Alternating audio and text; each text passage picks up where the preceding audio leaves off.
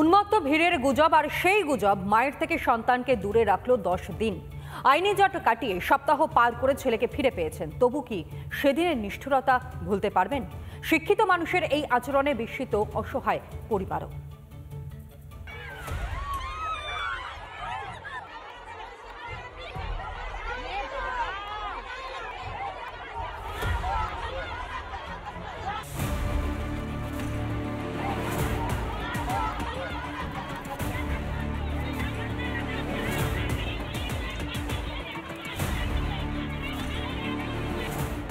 ভিড় ট্রেনে একটা গুজব, পরিণতি নিজের ছেলেকে নিয়েই ছেলে ধরা অপবাদ, জুটেছিল মার।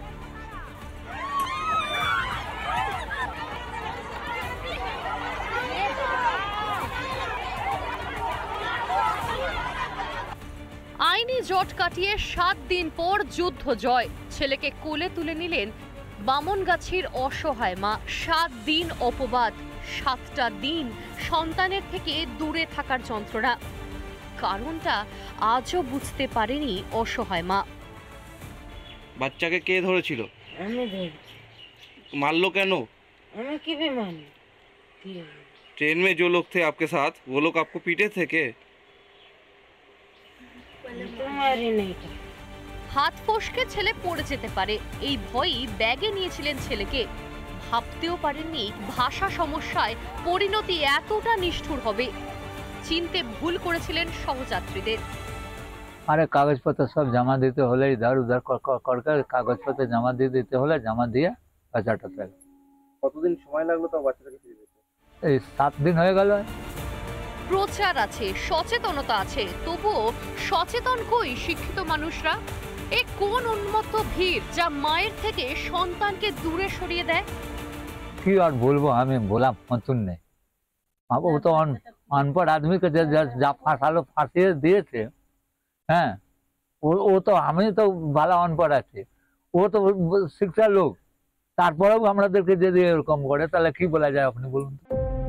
7 দিন পর ভাঙা ঘরে আলো এসেছে, মায়ের মুখে হাসি ফুটেছে, সন্তান মাকে ফেরত পেয়েছে। কিন্তু এর পরেও দগদগে ওই অন্ধকারকে ভুলতে পারবেন অসহায় মা? রাস্তায় ঘাটে ট্রেনে বাসে মানুষের ভিড় দেখলে, সভ্য মানুষ দেখলে আঁতকে উঠবেন না তো? রিপাবলিক বাংলা। অবশেষে সিআইডি হেফাজতে অপরাধ জগতে ত্রাস। সুবোধ সিং আসানসোলে বিশেষ আদালতে পেশ করা হয়। সুবোধ সিংকে 14 দিনের সিআইডি হেফাজতের নির্দেশ দিয়েছে আদালত। সিআইডির যেমনটা দাবি যে মূলত গোটা ঘটনার নেপথ্যে ছিলেন এই সুবোধ সিং, তবে তাকে জিজ্ঞাসাবাদের পর আরও বেশ কিছু তথ্য পাওয়া যাবে বলেই মনে করছেন তদন্তকারী আধিকারিকরা। 7 साल से हम ऑलरेडी जेल में हैं और उस व्यक्ति के साथ क्या जेल से तो सारा एलिगेशन इनको प्रूव करना है। একাধিক ডাকাতির ঘটনায় অভিযুক্ত সুবোধ সিংকে হেফাজতে পেল সিআইডি। 14 দিনের সিআইডি হেফাজতের নির্দেশ দিয়েছে আসানসোল আদালত। শেষ পর্যন্ত 14 দিনের সিআইডি হেফাজত হলো সুবোধ সিংয়ের। এদিন আসানসোলে তাকে তোলা হয়েছিল বিশেষ সংশোধনাগারে। সুবোধ সিংকে রাখা হয়েছিল কারণ গত 30 তারিখ বিহারের জেল থেকে সুবোধ সিংকে সিআইডি আসানসোল আদালতে পেশ করে আসানসোলের বিশেষ সংশোধনাগারে পাঠানো হয়েছিল এবং 3 তারিখ তার মেয়াদ শেষ ছিল। আসানসোলের যে আদালত, সে আদালতে তোলা হয় সুবোধ সিংকে। বুধবার সুবোধ সিং দাবি করেন তিনি নির্দোষ। 7 साल से हम ऑलरेडी जेल में हैं और उस व्यक्ति के साथ क्या जेल से तो सारा एलिगेशन इनको प्रूव करना है। বিহারের জেল থেকেই একাধিক অপরাধমূলক কাজের মাস্টারমাইন্ড হিসেবে কাজ করছিলেন সুবোধ বলে অভিযোগ। অন্যদিকে সুবোধের বিরুদ্ধে আসানসোল দক্ষিণ থানায় সিআইডি আধিকারিককে হুমকি দেওয়ার অভিযোগ দায়ের হয়েছে। যে 14 দিনের পুলিশ রিমান্ড গ্রান্ট হয়েছে, ফার্দার ইনভেস্টিগেশন ও ইন্টারোগেশন যদি আমরা মনে করি যে আমরা এগ্রিভড হয়েছি, তার জন্য যা লিগ্যাল রেমেডি আছে সেই লিগ্যাল রেমেডি পার্সু করব।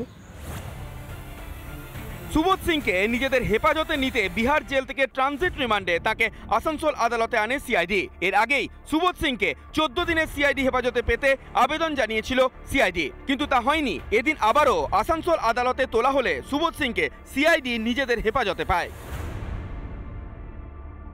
রানীগঞ্জের যে ডাকাতি, সোনার দোকানে ডাকাতির ঘটনা, সেই ঘটনার জিজ্ঞাসাবাদের পাশাপাশি আরও বেশ কিছু ঘটনার পরিপ্রেক্ষিতে তাকে জিজ্ঞাসাবাদ করা হবে। আসানসোল থেকে ব্রজ ব্যানার্জি, রিপাবলিক বাংলা। আর অন্যদিকে খাস কলকাতা ফের গণপিটুনির মতো ঘটনা। উত্তরপ্রদেশ থেকে আসা এক ব্যক্তিকে বেধড়ক মারধর ইকবালপুর এলাকায়। বউবাজার সল্টলেকের পর আবারও একটি গণপিটুনির ঘটনায় ফের প্রশ্নের মুখে পুলিশের ভূমিকা। ঘটনা ইকবালপুরের একটি গেস্ট হাউসের সামনে বেধড়ক মারা হলো উত্তরপ্রদেশ থেকে আসা এক যুবককে।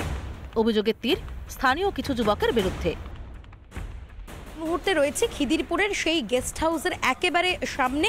এই সেই গেস্ট হাউস এবং এই গেস্ট হাউসেই গত পরশু দিন কিন্তু এই গণপিটুনির ঘটনা ঘটে। বলা ভালো উভয় পক্ষের মধ্যেই কিন্তু এই বচসা শুরু হয়। শুধুমাত্র তাই নয়, সিসিটিভি ফুটেজে যে ছবি দেখা গিয়েছে যে এই রাস্তা দিয়েই কিন্তু টানতে টানতে বাইরে বের করে আনা হয়েছিল সলমান জাইদিকে, যাকে মারধর করা হয়েছে। ভীষণভাবে তাকে মারা হয়েছে, বেধড়কভাবে মারা হয়েছে, লাঠি রড বিভিন্ন জিনিসপত্র দিয়ে তাকে মারা হয়েছে। কর্মসূত্রে কলকাতায় এসে ইকবালপুরের হোটেলে উঠেছিলেন আক্রান্ত যুবক। ঘটনার দিন কিছু কাজের জন্য বেরিয়ে স্থানীয় কয়েকজন যুবকের সঙ্গে বচসায় জড়িয়ে পড়েন তিনি।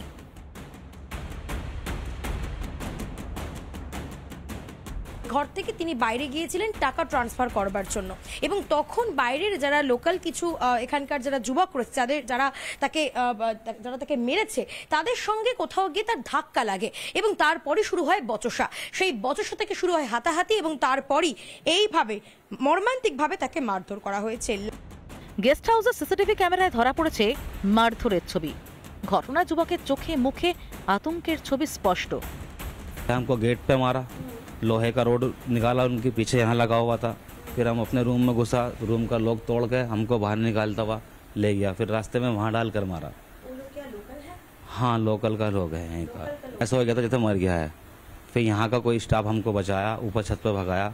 আবার পাড়া থেকে 8-10 জনকে নিয়ে এসে ওকে খুঁজলো, ওদিকে বাবুবাজার খুঁজে মারতে মারতে নিয়ে আসলো। যখন রুমের মধ্যে ঢুকে ছিটকিনিটা বন্ধ করলো তো লাথি মেরে ভেঙে দিল। ভেঙার পর আবার বের করলো, বের করে খুব মারলো। একজনকেই মেরেছে, 20-25 জন মিলে অনেক মেরেছে ওকে।